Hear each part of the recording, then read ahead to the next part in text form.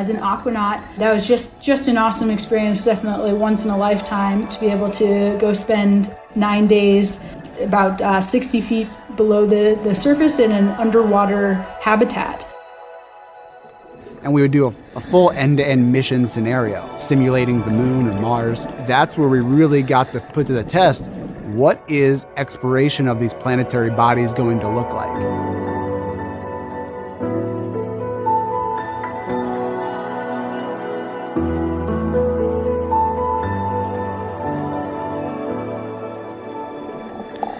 So when we have these, what we call aquanauts, living in this underwater habitat, we can simulate some of the conditions that the astronauts will experience. And we're actually able to have these aquanauts conduct EVAs, or extravehicular activities, simply put, spacewalks, outside of this habitat. So really being able to see that process from multiple different angles, I think will be really beneficial as we start to nail down exactly what that's going to look like for Artemis. Artemis is taking humans for the first time to the moon's South Pole region. This area of the moon features some of the coldest temperatures in the solar system. Artemis astronauts will look for signs of frozen water and gather clues about the young solar system, when the planets and moons were just forming. Flash forward to astronauts exploring the lunar surface with the Artemis program.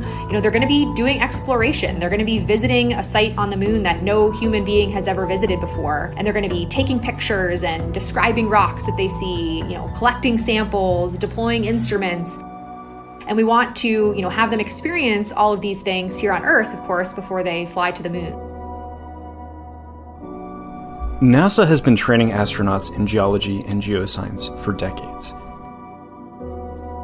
These scientific fields help us understand the evolution of the physical and chemical makeup of planets and moons.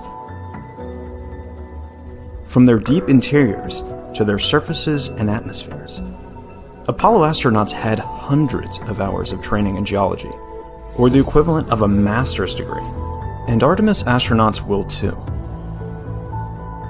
NASA's astronaut corps includes geologists, like astronaut Jessica Watkins. Yes, so my job title is now astronaut, NASA astronaut. We all come into the astronaut office with, a whole career in the rearview mirror in a lot of senses. For me, the way that I ended up kind of sitting in this seat was by keeping it in the back of my mind. So I became interested in Mars at a pretty young age, actually. I'm not sure, somewhere around 5th grade. So this was in a defining time for my life. But I remember for some school project, making a book about Marty the Martian. That love kind of carried through in college when I found geology, because I learned that there's this thing called planetary geology, and the idea of being able to study the surface of another planet was just the coolest thing to me as somebody who loved Mars. Geology training on our home planet covers just one aspect of what it would be like to scientifically explore the moon. Lower gravity, extreme temperatures, and a bulky spacesuit make operating tools and collecting rocks a great challenge. NASA scientists and engineers work hard to design and build custom tools that will work well in the extreme environment of the moon's South Polar region. Making any sort of hardware that flies in space is a huge team effort. I help to lead a team of people who are building moon tools. And so specifically the tools that are going to take samples of the moon and bring them back to Earth so the scientists can study them for generations to come. At Johnson Space Center, we have what's called the Rock Yard, which is essentially kind of a large open space where we've imported rocks, basically a large human-sized sandbox. It's great. At the Rock Yard, we get astronauts to come out to be test subjects, but we also get engineers and scientists and operators to be test subjects as well, so that we can fully understand what it's like to be in that crew perspective. So understanding, what our priorities are, what types of rocks we're interested in and why, but also to start using the tools that we'll be using to collect those samples. Let's just start with the most simple tool, the geology hammer. You all know what a hammer looks like, but in the South Pole, it's going to be really cold there. And so we need to make sure that we're using a material that doesn't break at very cold temperatures. So we create a test plan that includes putting it through environmental testing. So putting the tools in very hot conditions and very cold conditions and making sure they work. We can't just go to the hardware store and buy a hammer. We have to go make a special one. And then we have testing like ergonomic testing to make sure that it actually works with the astronauts and that it fits their gloved hand when they're in the spacesuit. It's not too exhausting for them. There's all of these little different nuances of being in the spacesuit that are hard to fully appreciate unless you get in there. As anyone who's worn a spacesuit will tell you, it feels like wearing a balloon that's constantly pushing down on you. Spacesuits have to meet many demands. They must be sturdy enough to keep astronauts safe in the low gravity and high radiation environment of the moon, but they also have to be nimble enough to allow astronauts to squeeze, poke, and pound their tools.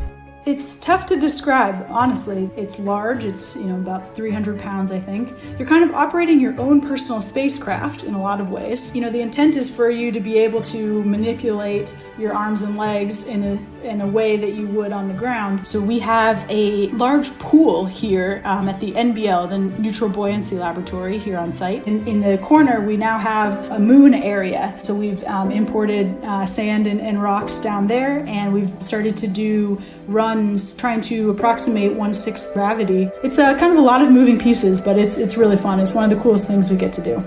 And I'll tell you what, some of my most favorite, moments at NASA have been when I see these engineers start to get excited about the science that we're doing and start to, learn some of the geology terminology, because that really is what creates an effective team. And so hearing, tools engineer Adam Nade start to say, wow, this looks like a basalt that has lots of vesicles with olivine phenocryst in it, just make me incredibly excited, because it means that, we're learning to speak each other's languages.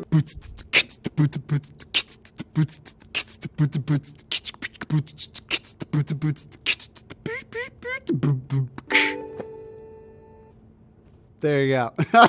I just like to do weird and unique things. So I've always found those odd hobbies like learning to juggle or learning to beatbox or do improv. I was watching TV and I saw the TV show American Ninja Warrior, and I was just like, I want to do that. And so I started to train to be a ninja warrior. That's how I decided that I should be called the Space Ninja. And so I would just share my interest of space. I got selected and got to go out there and compete. So I think we would limit ourselves if we only have one vision of what exploration looks like. Being a part of the NASA team has really showed me what that means and what exploration really looks like on a daily basis. But I do enjoy creative writing, short stories, poems sometimes. When I can, find the time, it's just an enjoyable way for me to explore what I'm thinking and feeling, and really kind of, use the other side of my brain. Yeah, whenever I take a step back to think about what I do, it is surreal, and it's thrilling, and realize that I have a leadership role in this too, and I get to influence what we're gonna do on the moon. For me, I think why it is so important for us as humans to explore is that exploration kind of forces us to push ourselves to the limits of our capacities. I think that's really important for us to do so that we can, find those boundaries and push them forward. See what's out there, see what we're made of, see what the universe is made of, and where we fit into it. The moon's south pole is an ideal location for many reasons. One reason is that we've collected more information about this region of the moon than any other, from a NASA orbiter that's been circling the moon for more than a decade. On the next episode of NASA Explorers, why the South Pole? What remaining questions do scientists have about the moon and solar system? And how will going to the South Pole help answer those questions?